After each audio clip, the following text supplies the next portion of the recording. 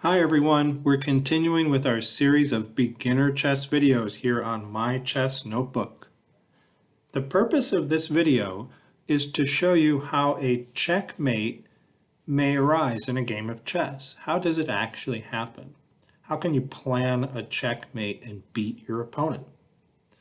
Well, we'll begin by showing you some classic examples of very short checkmates that can occur just a few moves into the game. Okay, so here, suppose white decides to push his e-pawn forward. Remember from our last video that this file is called the e-file, so the pawn sitting on that file is often referred to as the e-pawn. Okay, let's say black responds similarly. Now white brings his bishop out on a diagonal, and maybe black takes this knight, moves it out, jumps over his pawns. And then let's say white brings his queen out to here. And let's say black moves their bishop out to here. Okay, I want you to now look at this square, the F7 square on the board. Which of white's pieces are pointed at that square? There are two of them. Do you see them both? Yes, white's queen is pointed at that square, and so is his bishop. So white can actually achieve a checkmate right now. Do you know how? That's correct. White can take the queen and take that pawn on f7, and that's an example of a checkmate. And here's why. The queen is attacking the king, that's a check, and the king has nowhere to go. It cannot move to the right. The queen has that square covered. It can't move forward. The queen has that square covered. The king cannot capture the queen because of white's other piece that was pointed at that square. The bishop is protecting the queen, so black is not allowed to move into check. If he took the queen, the bishop would be checking him. And the queen is so close to the king that the check cannot be blocked. So that's an example of a checkmate, and it has a name. It's called Scholarsmate. It's a 4-move checkmate where white arranges his queen and his bishop to point at that sensitive F7 square. Now there are other ways it can be achieved. Let's look at another example. Suppose white plays his bishop out to here, and let's say black plays his bishop out to here. And let's say white plays the queen all the way over to here this time, still pointed at that square. And let's say black hops their knight out to there. Well, still there's nothing stopping white from taking the pawn on f7 with his queen and calling checkmate. So that's Scholarsmate. And as a beginner, as you play your first games of chess, you can try for that. It's kind of fun to catch your opponent in Scholarsmate. I think every chess player tries that at least once. But it is easy to defend against. For example, in this variation where white moved his queen out to here, the checkmate can be blocked by perhaps moving this pawn forward to block the queen's access to that square, or maybe by protecting the f7 square with the queen. So now if white takes the pawn, black can take the queen. Okay, so there are different ways you can defend against Scholarsmate, but it is a fun checkmate to deliver on an unsuspecting opponent. Now that mate takes 4 moves. You may wonder, what is the shortest checkmate possible in a game of chess? Well, believe it or not, checkmate can be delivered in only 2 moves. And here's how. Suppose white pushes his f-pawn forward to f3. And let's say black pushes their e-pawn forward to e5. Now let's say white makes a very foolish move and moves their g-pawn forward to g4.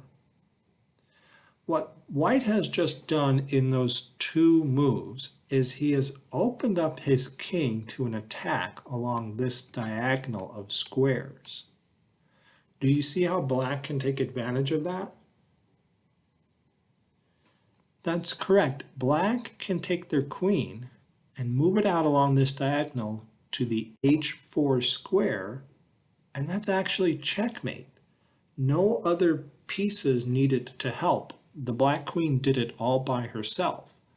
And that's because the black queen is attacking the king, that's a check, and white's pieces are in his way and he has no escape. The only possible square that's empty that he could move to is right here on f2, but the queen has that square covered as well. You can also carefully check that none of white's pieces, for example, the ones I've highlighted, can block the check. There's no piece that could end up on this diagonal to block the check, and nothing can take the black queen either. So this is a two-move checkmate, and it's called fool's mate. Now, black can only do that to white in two moves. If white wants to do something similar to black, it will take white 3 moves to do it. Now, that one is not likely to ever happen in any of your games because white really had to cooperate and open up his king like that. But it's an interesting trivia fact. You can checkmate somebody in 2 moves. Let's look at some more realistic ways a game might end in checkmate. Take a look at this position where it's white to move. White has 2 pieces, a bishop and a queen, that are pointed in the same direction. They're lined up on the same diagonal. When you have 2 pieces lined up like that, pointed in the same direction, you call that a battery. And the piece in the back supports the piece in the front. White can deliver a checkmate by bringing the queen forward all the way here next to the black king. That's a checkmate. It's a very close checkmate. The black king cannot escape to any of these squares because the queen has those covered, and the black king cannot take the queen because the bishop would be putting the king in check. So that bishop is an essential ingredient in this checkmate. If it were not on the board, black could simply take the queen. Okay, let's look at another example. Now here it's white to move again, and this time we're going to checkmate the black king from a little further away without creating a battery. One way to checkmate a king is to control the squares around the king. And an excellent first move for white is to take this rook on the b3 square and move it forward to the b7 square right there. Now, it's very tempting for beginners to call check a lot. A lot of people might take that rook and slide it all the way up there and say check. Well, sometimes to achieve a checkmate, it's better not to call check, but instead to restrain or restrict the enemy king. In this case, the move rook to b7 has the purpose of building a wall here on the 7th rank. The king cannot come up to these squares because the rook has those covered. So the black king is confined to the 8th rank, can't move off the 8th rank. All right, so it's black's move, and there are only 2 ways to move, either left or right. Suppose the king was left. Well, do you see the checkmating move now for white? So hopefully you see that this rook can come all the way to the 8th rank and now deliver checkmate. So these 2 rooks are combining their powers here to restrict the black king from moving. It can't move to any of these squares. So that's an example of a checkmate. Let's see another example. Okay, so here I want you to think of a piece as building a wall that the black king cannot touch. Maybe a force field is another metaphor to use here. This white king has a force field surrounding it. Those 8 squares are under control of the white king. And as the white king moves, this force field moves with him, and the black king can never touch that force field. So a good way to begin a checkmating attack on the black king is to move this king in closer and bring his force field with him. So the black king is being restricted. The white king is stopping the black king from moving to the left. Can't move to any of these squares to its left. It's stuck on this H file. That black king must move either up or down right now. Let's say it moves up. If it moves up, now the queen gets into the action, and the queen can move all the way up here next to that king and call checkmate. So the queen is checking the king, and the queen has all of these squares covered. The black king has no escape, and it's important to notice the white king is supporting the queen. So black cannot take the queen here because he would be in check. Okay, and if the black king had decided to move down instead, then white would have had that checkmate. Okay, either way. So the king often plays a very important supporting role in a checkmate late into the game. Okay, now in this example, it's not as late into the game. There are more pieces on the board. But I want to show you how sometimes friendly pieces can get in the way and restrict your own king and sometimes cause your downfall. So look at the black king. We're about to checkmate him, and it's going to take 2 moves to do it.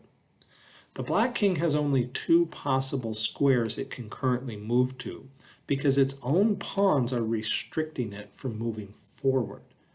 When the pawns are in the way like that, it makes it easier for white to checkmate black. White doesn't have to cover so many squares.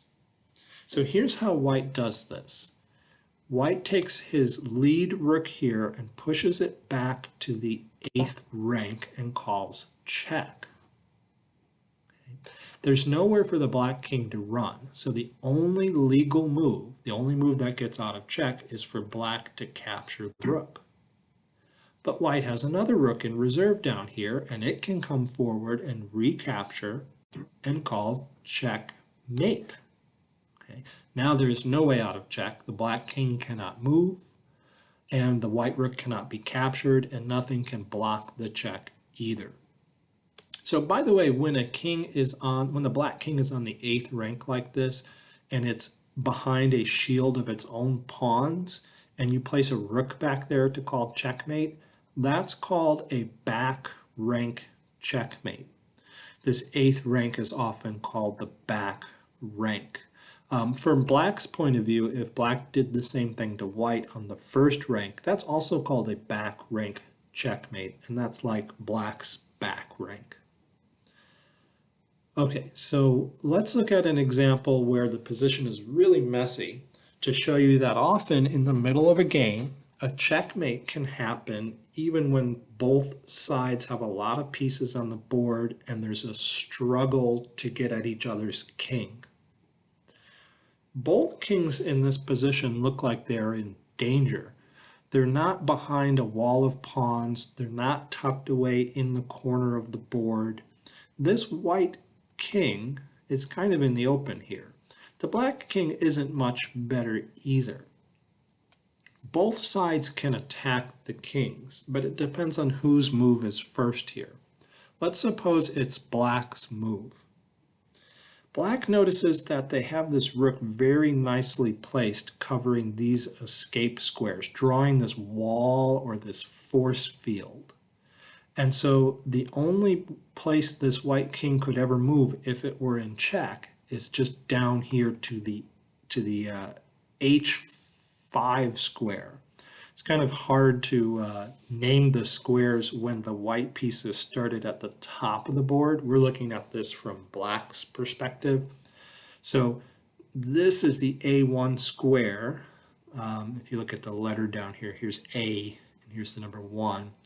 And this is the A file.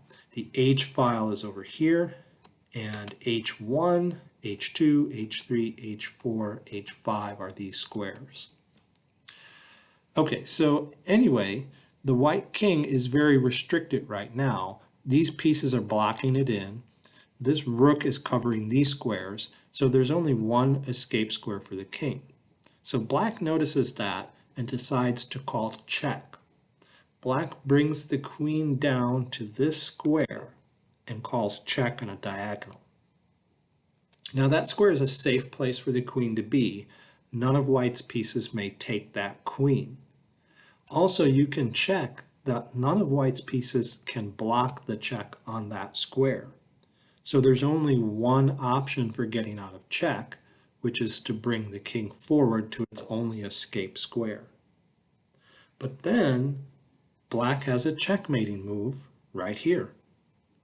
Black can bring this queen closer to the king and call check again, right next to the king, and we saw this in other positions as well. That queen is calling check, and it's doing a good job of cutting off all of those escape squares.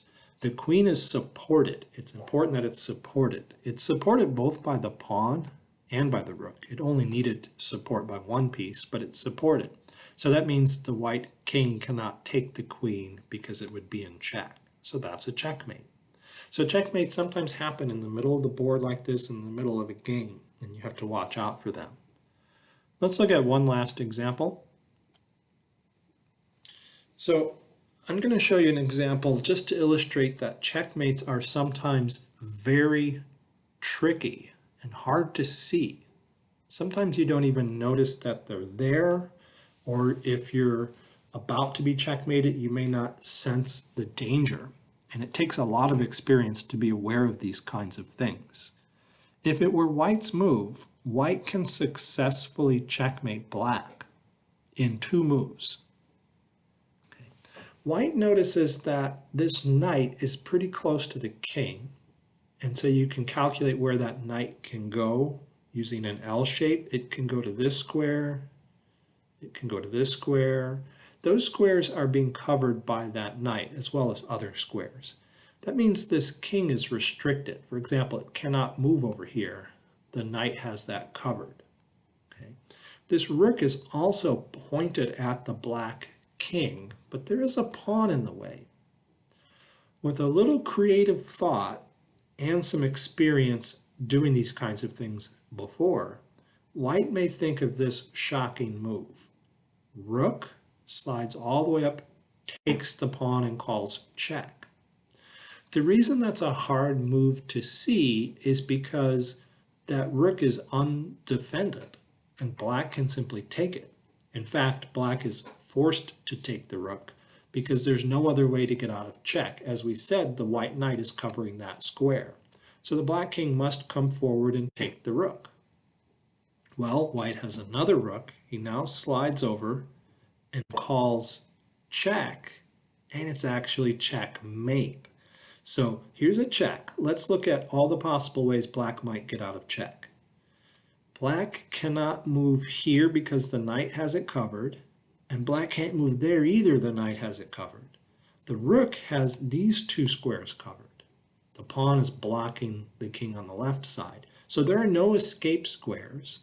Also, the rook may not be taken. None of black's pieces are in a position to take the rook. Also, none of black's pieces are in a position to block the check by ending up on this H file here. So that is a checkmate. Okay, so checkmates can be very tricky, and they can be a lot trickier than that too. And the more you play chess, the more experienced you get, and the more checkmates you see, the better you get at spotting those things and defending against them. Anyway, that's a taste of how a game may end in checkmate. Thanks for watching the video, and I look forward to making more.